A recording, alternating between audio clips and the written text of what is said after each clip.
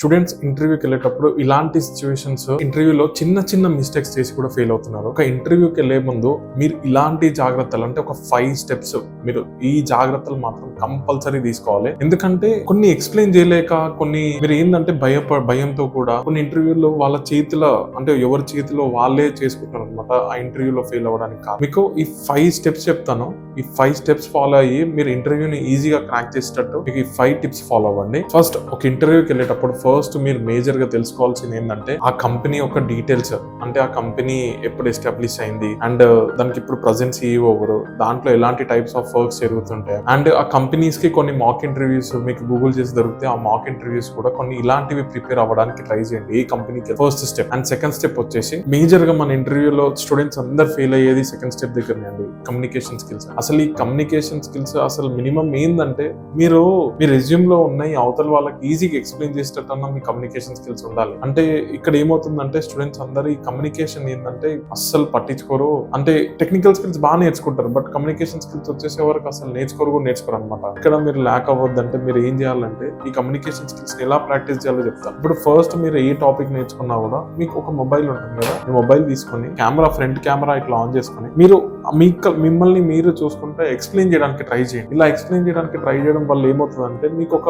Explanation, ఈ presentation, ఈ communication ఇంకా ఇంక్రీజ్ అయ్యే ఛాన్సెస్ ఉంటాయి. మీరు ఎంత పెద్ద టెక్నికల్ స్కిల్స్ ఉన్నా కమ్యూనికేషన్ స్కిల్స్ అస్సలు లేకపోతే మాత్రం జాబ్ రావడం ఇంపాసిబుల్ టాస్క్. అందుకే కమ్యూనికేషన్ స్కిల్స్ కంపల్సరీ నేర్చుకొని మీరు ఇంటర్వ్యూకి వెళ్ళడానికి ట్రై చేయండి. అండ్ దీన్ని ఇప్పుడు ఒకటి రోజులు వచ్చేది కూడా కాదు, మీరు స్టెప్ బై స్టెప్ దీన్ని ప్రాక్టీస్ చేస్తూ ఉండండి. యూల్ గెట్ కమ్యూనికేషన్ చాలా బెటర్ అయ్యే ఛాన్సెస్ ఉంటాయి. And third, technical knowledge. అంటే ఇంటర్వ్యూ ప్రాబ్లమ్స్ ఏంటంటే ఇప్పుడు ప్రతి ఒక్క స్టూడెంట్ ఏం చేస్తున్నారంటే అంటే ఒక క్లాస్ వింటున్నారు, వాళ్ళు నేర్చుకుంటున్నారు బట్ ఇంటర్వ్యూ క్వశ్చన్స్ మీద రీసెర్చ్ చేయట్లేదు. అంటే మీరు గూగుల్లో ఇంటర్వ్యూ క్వశ్చన్స్ అని చెప్పేసి ఆ కంపెనీ, ఇప్పుడు మీరు ఈ జాబ్ సర్టెన్ కంపెనీకి వెళ్తున్నారంటే కంపెనీలో ప్రీవియస్ గా అడిగిన ఇంటర్వ్యూ క్వశ్చన్స్ ఉంటాయి కదా, ఆ ఇంటర్వ్యూ క్వశ్చన్స్ కూడా మీకు దొరుకుతాయి. అవి దాన్ని ప్రిపేర్ అవ్వడానికి ట్రై చేయండి. మీకు టైం లేకపోతే, టైం ఉందంటే మీరు ఇంటర్వ్యూ క్వశ్చన్స్ అని చాలా ప్రిపేర్ అవ్వండి. గూగుల్లో మీకు చాలా రీసోర్సెస్ కూడా దొరుకుతాయి. ఇంటర్వ్యూ క్వశ్చన్స్ గురించి కూడా కొంచెం నాలెడ్జ్ పెంచుకొని ప్రిపేర్ అయ్యి మీరు ఇంటర్వ్యూకి వెళ్ళడానికి ట్రై చేయండి. అండ్ ఫోర్త్ స్టెప్, ఇది ఏంటంటే కొంతమందికి ఏంటంటే ఓవర్ కాన్ఫిడెన్స్ ఉంటుంది, కొంతమందికి అసలు కాన్ఫిడెన్స్ ఉండదు. ఓవర్ కాన్ఫిడెన్స్ ఉన్న వాళ్ళు ఏం చేస్తారంటే అసలు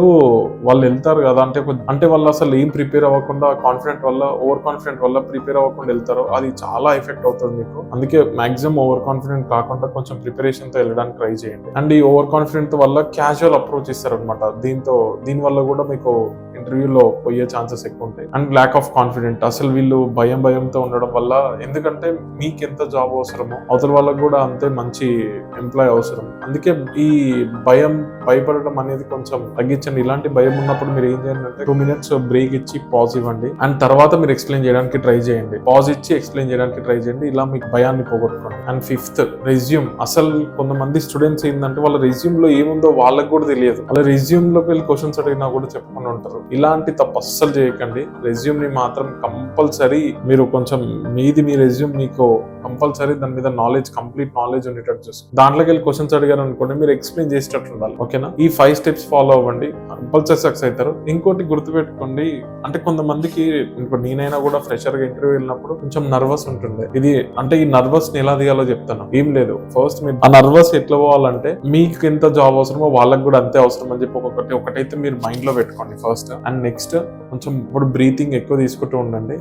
అండ్ ఇంకోటి, ఆన్సర్ చెప్పేటప్పుడు మాత్రమే ఒక్కసారి బ్రీత్ తీసుకొని ఆలోచించి ఆన్సర్ చెప్పండి. ఎందుకంటే ఇలా కొంచెం భయాన్ని పోగొట్టచ్చు. అంటే ఇలా నాకే మామూలుగా ఇప్పుడు నేను ఫ్రెషర్ కి వెళ్ళినప్పుడు నాకు కూడా ఈ భయం కొన్ని ఇంటర్వ్యూస్ లో భయం ఉంటుంది. నేను కూడా ఇంటర్వ్యూస్ కి వెళ్ళేటప్పుడు స్టార్టింగ్ లో భయం ఉండే, బట్ ఎప్పుడైతే నేను కంప్లీట్ నాలెడ్జ్ గెయిన్ చేశానో ఆ భయం కొంచెం తగ్గుకుంటూ వచ్చింది. అండ్ ఇంకోటి ఏంటంటే ఎక్కువ ఇంటర్వ్యూస్ కి వెళ్తున్నప్పుడు కూడా భయం తగ్గుకుంటూ వచ్చింది. అండ్ ఓకేనా, మీరు కూడా ఏం లేదు, భయాన్ని వదిలేయండి అండ్ కాన్ఫిడెంట్ గా మీరు మీ సబ్జెక్ట్ మీద నాలెడ్జ్ పెంచుకోండి. మీరు ఈజీగా క్రాక్ చేయగలుగుతారు. Thank you.